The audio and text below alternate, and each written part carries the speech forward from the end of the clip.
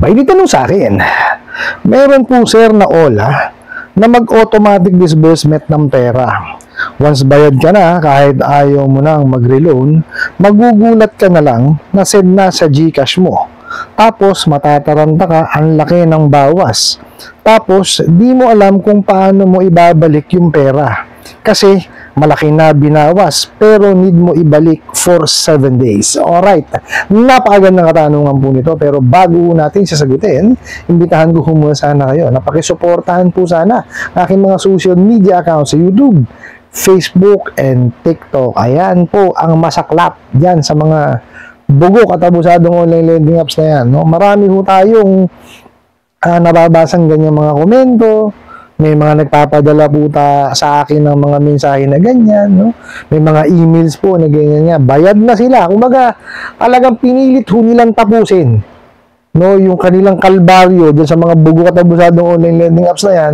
Tapos eto, kahit ayaw nila, kahit di sila nagre-reloan, padadala po sa e-wallet, no? Which is, kumbaga, ang sakit tanggapin kasi nga, pinilit mo na tapusin, pinilit mo mabayaran, no? Para nga hindi ka na mabaon sa utang, para matapos na yung kalbaryo mo sa mga kalokohan ng mga bugo at abusadong online lending apps na yan. Ayan na naman, padadalang ka ng walang kabog-abo. So, ano po ba ang dapat gawin dyan sa mga automatic disbursement na yan, no? Ito po ang aking kasagutan dyan, no? Ito po yung opinion ko. Okay? So, sabi nyo nga, no, may nag-automatic disbursement sa inyo, once nung nakabayad na kayo. Tingnan nyo kawalang yan, bayad ka na. Kumbaga, kumawala ka na sa mga bugok na yan. Pero ito na naman, automatic disbursement, ang masakit, no, malaki ang kinaldas. Di ba? Puso talaga ang mga bugok Di ba? Hindi ko maintindihan kung anong klaseng pagpapautang na natutunan itong mga bugok na ito Di ba? Samantalang napakaliwanag po, no, sa The Truth in Lending Act na ang nanghiram kailangan malaman, maintindihan yung kanyang hiniram. Bakit ganun ang ginagawa ninyo, mga bugok kayo? Di ba? Magpapadala kayo ng pera dun sa e-wallet ng tao, tapos wala kayong sasabihin na ito pinadala namin, ito interest niyan, ito. Sus Mario, kailangan niya fully disclosed. Diba? Paano makakapag-prepare yan sa pagbabayad? Tsaka in the first place, tinapos niya na nga yung kalbaryo niya. O kayo talagang pinipilit niyo pa rin talagang mabaon sa utang yung mga kliyente ninyo.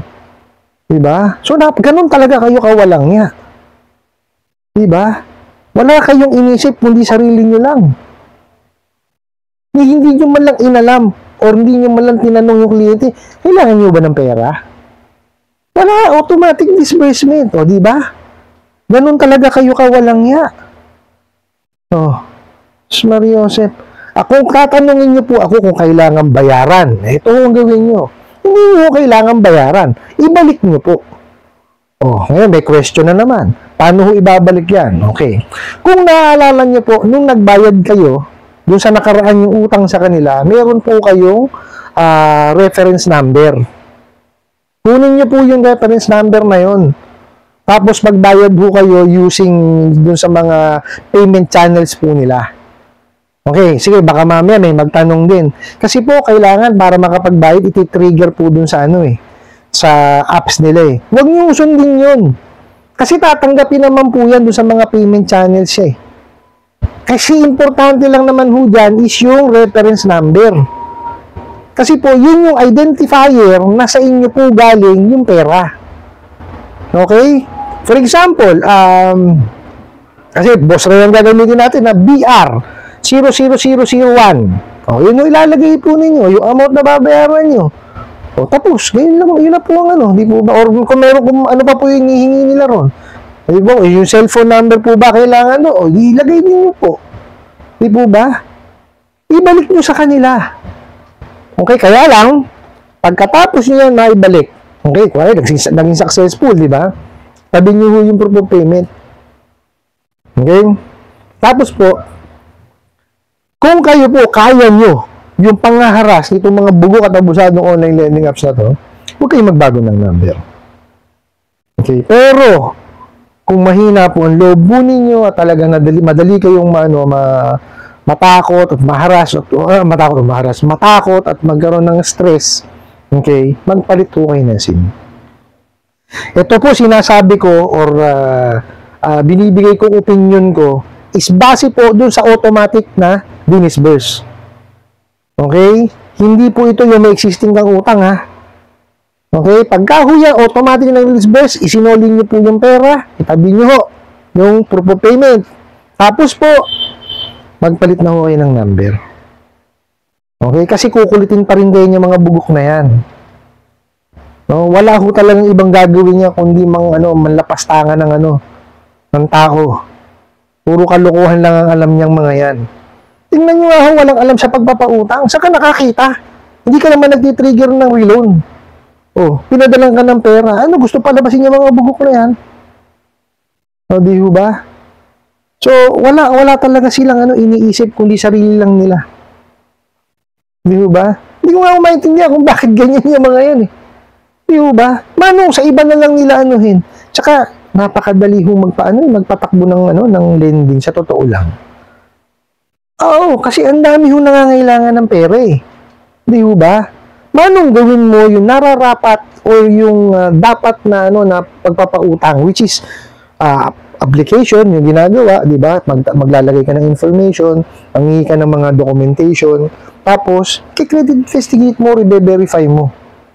And that's the time para malaman mo kung may kakayanan ba talaga magbayad, kasi hindi naman lahat ng tao pwedeng pautangin. Di po ba? Nakakagulat yung mga estudyante, walang trabaho, anak ng kamote, pinautang. Paano magbabayad yun? Di ba? Hindi nyo ba napansin ang mga bangko, lending at financing? Mahaba ang proseso. It takes them days or weeks. Di po ba? Bago yan makapagpautang. Kasi inaalam po nila kung may kakayanan yan. Mentally and financially, kaya ba yan magbayad? No, kasi unang-una, ayaw niyan mabaon sa utang yung kliyente. Ayaw niya mapahamak. Kung hindi pa naman talaga prepared, hindi pa naman handa talaga, bakit mo pa uutangin? Di ho ba? O the same thing, bakit mo pa uutangin, hindi naman nanghihiram? Di ba? Jesus Maria, importanteng malaman nung nangungutang yung kanyang obligasyon. Di ba? Alam niya dapat kung magkano yung pinahiram mo. Di ba? Alam niya dapat yung interest, yung processing fee, yung due date, o gano'ng kahaba, di ba? Hindi yung bulagaan, mali yung ganyang pamamaraan ng pagpapautang. Di ba? So, dun ho, sa nagpadala nito, ganun gawin nyo. Yung na-receive nyo, ibalik nyo po, using yung payment channels po nila, at saka po yung, yung lifetime ID nyo, yung reference number po ninyo. No? Tatanggapin naman po yan. Kalokohan hindi po tanggapin yan. Kasi sabi nga ho nung isa kong kakilala, hindi niya ho talaga ginagamit yung sa apps yung Pay Now or may button doon. Kasi nga ho, nakukuha talaga nila information eh. Di po ba? So ginagawa niya daw po, nagpupunta siya sa 7-Eleven po. Doon siya nagbabayad. Pumapasok naman. O di po ba? So gamitin niyo, ganun ang gawin po ninyo. Di po ba? Tapos itabi nyo yung proof of payment. Ano man po ang gawin nila, mayroon kayong pagpapatunay. Nabayad kayo. O kung gusto nyo, email nyo sila. O ito yung sinoli ko. Hindi ko kailangan kamo ng pera ninyo. Ganunin nyo na ho. Mga walang nga kayo maningil kamo. Ayan na, sinoli ko na. No? Ganun ho dapat. Para hindi na ho humaba pa. Pero sa totoo lang ho, talagang wawalang ngayon pa rin ngayon yung mga yan. Wala akong ibang gawin. Alam gawin niya mga yan. Kung talagang mga walang nga eh. O, di po ba? So, kung sa inyo, para tumahimik yung mundo ninyo, magpalit na lang ho kayo ng number. Ano po? Kasi kalimitan naman po ng mga bugok at abusadong online lending apps, hindi naman pupunta ng bahay niya, takot lang yung mga yan. Totoo lang, malamang yan, siguro mag-hire ng collection agency para pumunta sa bahay po ninyo. Pero yung sila mismo, mga duwag yung mga yan, wala namang alam sa pagpapautang yan. Walang alam sa paniningil yung mga yan. Ang alam lang ho niya, manakot, mangharas. Yan lang ang alam talagang gawin yan. Kaya huwag niyong katakutan. Tapos sasabihin lang, didemanda kayo, kalokohan ho. Di sila na-demanda, bawal yung ginawa ho nila eh. Wala kayong kalam-alam, dinisbursan kayo ng pera. O, ang ginawa, kaya kayo, isoli nyo. Ganun yung gawin ninyo para wala kayong liability doon. Kasi pag dinanggap nyo yan, parang sinabi niya, sige, akin na to. Diba? Tinatanggap ko na. Huwag yung isoli nyo na lang para matapos na po yan. Ano po? I hope nasagot ko po itong katanungan na to at sana po'y makatulong. Maraming salamat po sa inyong walang sawang pagsuporta at panonood sa aking mga videos. Maraming salamat po sa inyong pag-like, pag-share, pag-comment at pagtatanong.